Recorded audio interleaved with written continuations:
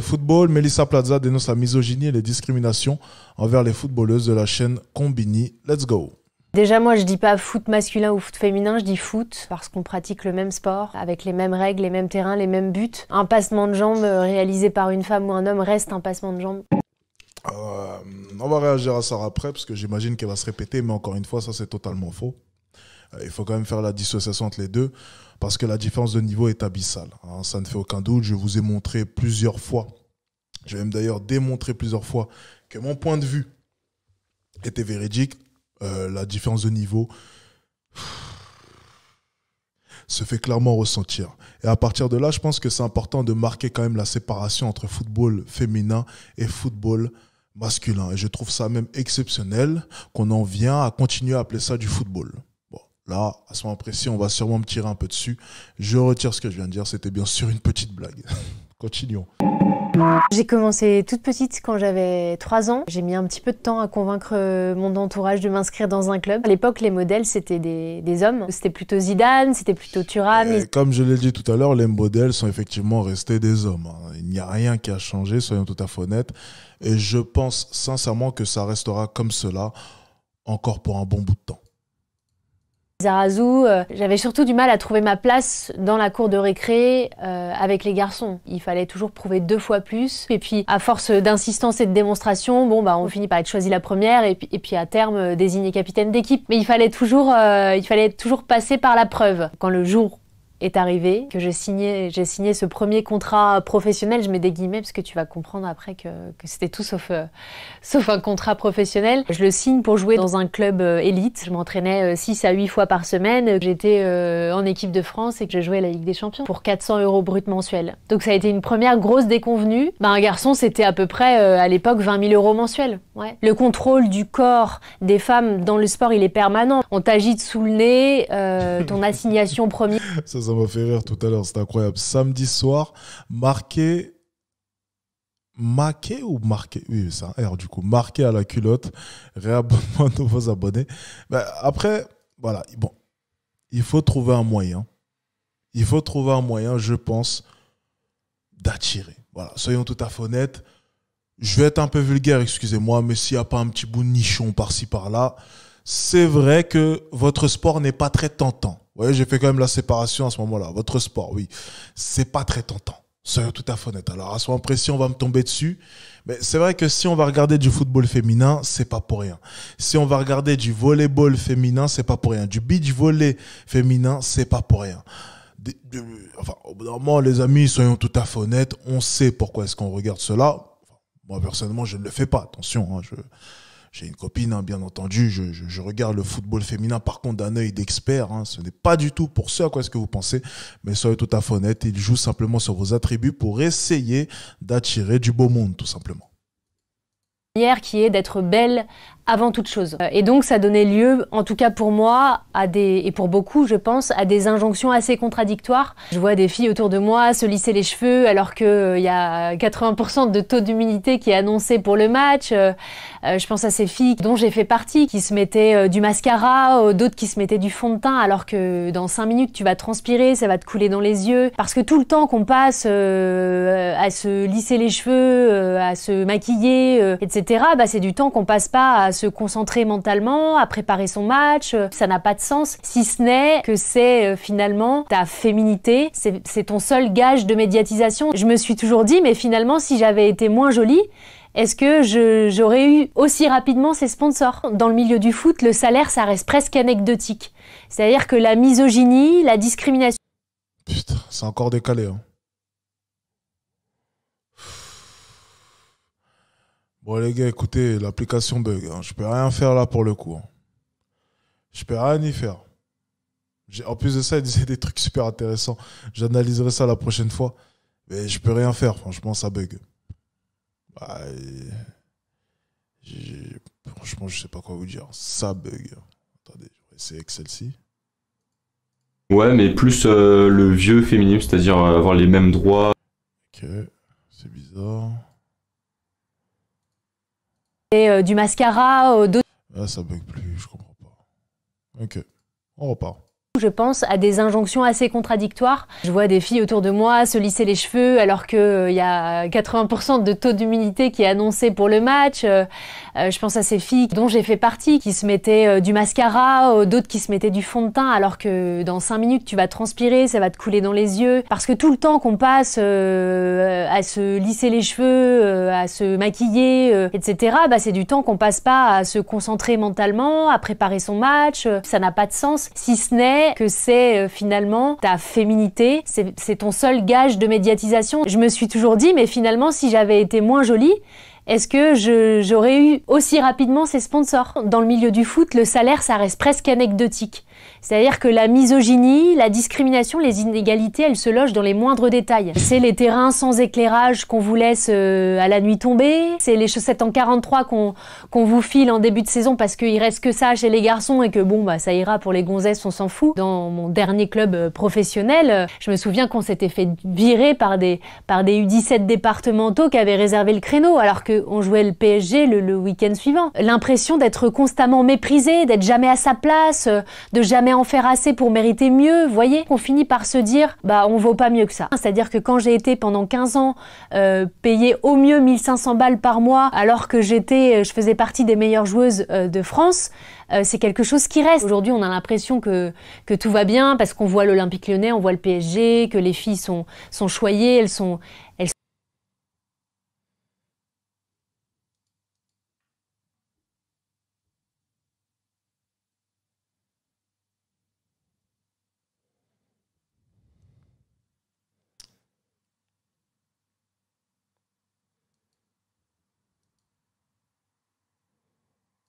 grassement payées dans certains clubs, mais il faut savoir que partout ailleurs, c'est ni plus ni moins que la même situation que la mienne il y a 15 ans. Ce qui continue à m'agacer, c'est à titre personnel, quand moi je vais jouer au foot avec des copains, que je les entends toujours me dire « Ah putain, tu frappes comme un mec ». Sous-entendu, tu frappes bien, alors que en fait, non, en fait, je frappe juste comme quelqu'un qui joue au foot depuis ses 3 ans. Aux États-Unis,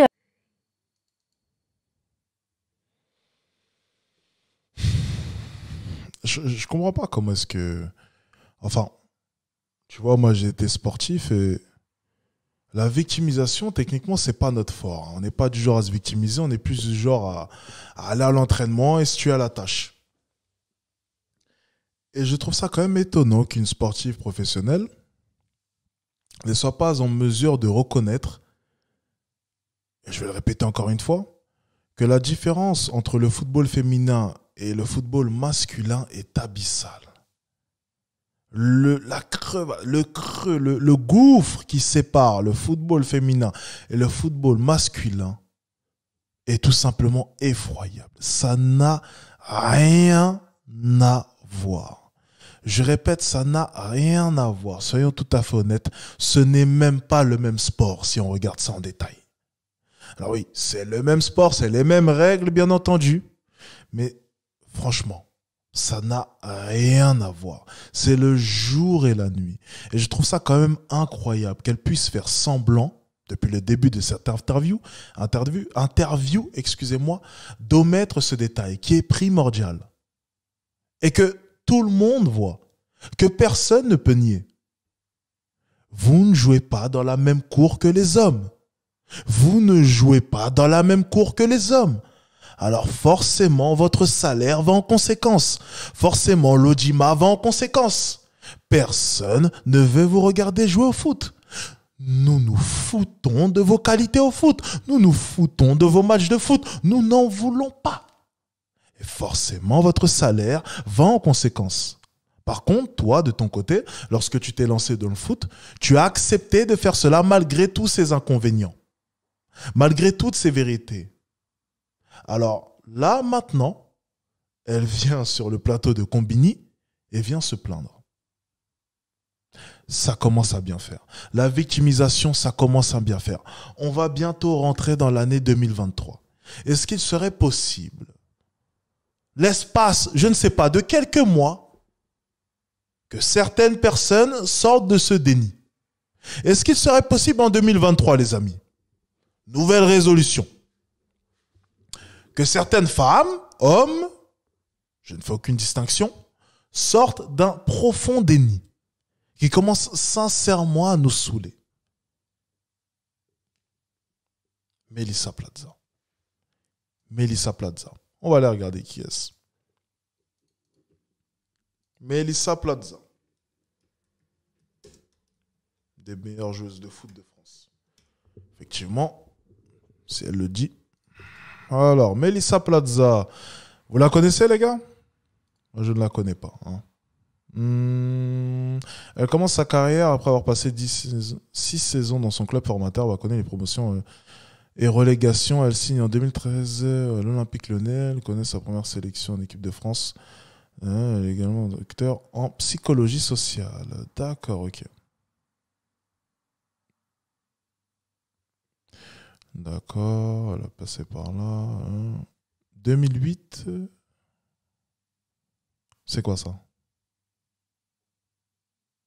C'est les matchs? Attends, excusez-moi, attendez. Qu'est-ce qu'elle nous raconte, celle-là? Attendez.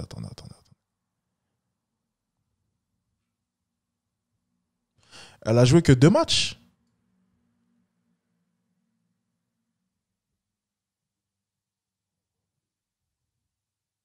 Elle a fait 2 apparitions en équipe de France?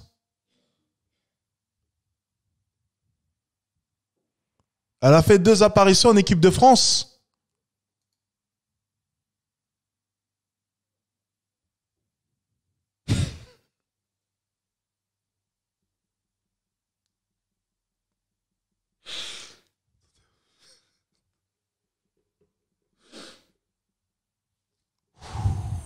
Attendez.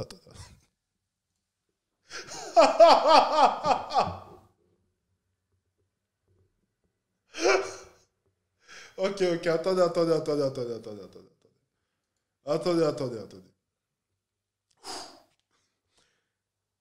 Ouf, attendez. Donc on vient de nous sortir une joueuse moyenne qui a été sélectionnée 2 fois en équipe de France, qui prend le micro. Ah mais Combini, franchement, si vous avez du mal à recruter un bon casting avec des joueuses sérieuses pour venir s'exprimer, il faut venir me voir. Peut-être que je peux vous aider. Il n'y a pas de... Non, mais vous êtes parti nous chercher une cireuse de banc pour venir s'exprimer devant les caméras. Je trouve ça quand même incroyable. Quelle est l'audace de nous parler de son salaire ou bien du fait que des U17... Tu vois, j'ai entendu cette histoire de U17 qu'il est viré. Je me suis dit, mais attends, quelle joueuse, ayant été en équipe de France, une des meilleures joueuses françaises, se retrouve à se faire virer par... Tu vois, j'ai trouvé ça quand même audacieux. Et voilà la réponse. 2 sélections en équipe de France. C'est ici. Hein. Elle fait sa première apparition en équipe de France le 22 avril 2009 face à la Suisse, puis une seconde apparition contre la Croatie, 23 septembre 2009. Entre-temps, elle n'est pas retenue pour l'Euro 2009. Voilà. Le reste, c'était en équipe de France jeune. Voilà. On dit souvent jamais 203. Mais là, il faut croire que le compteur est resté à 2. Allez, on continue. N'importe quoi. Mais tu m'étonnes que tu touches aussi peu, t'étais nul.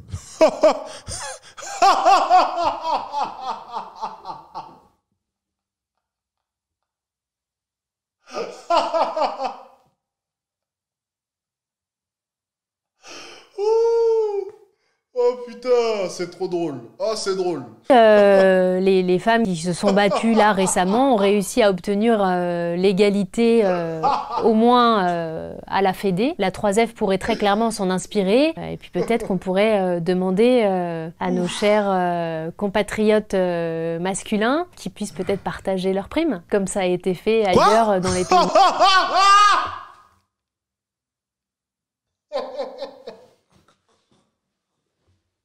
Oh non!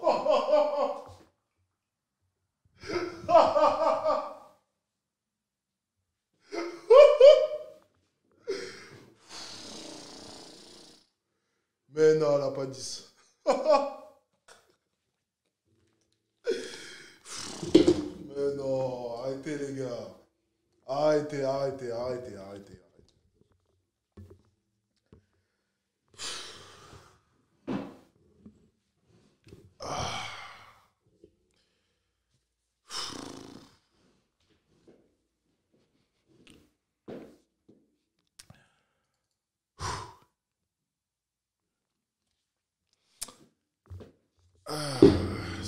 Waouh. Qu'est-ce qu'on vient d'entendre? J'ai pas les mots. Hein.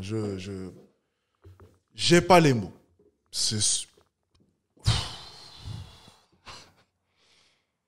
On va remettre quand même ce qu'elle vient de nous dire, hein, les gars. Putain, mon Dieu. J'ai mal entendu, c'est pas possible.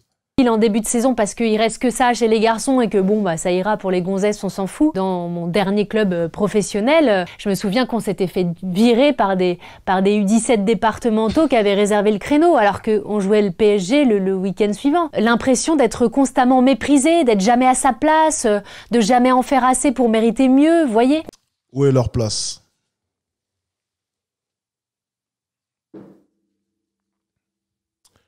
Où est leur place?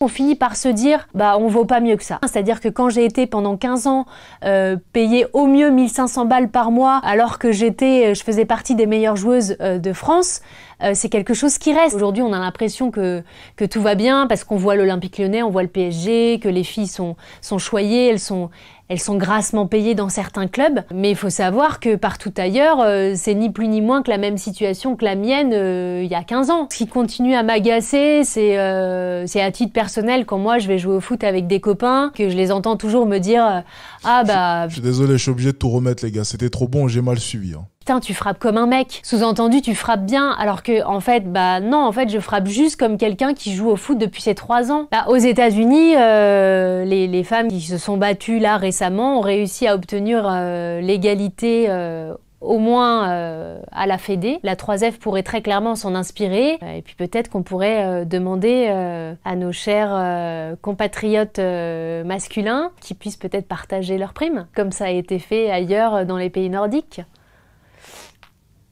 Juste une idée comme ça. D'accord. Donc vous voulez vraiment...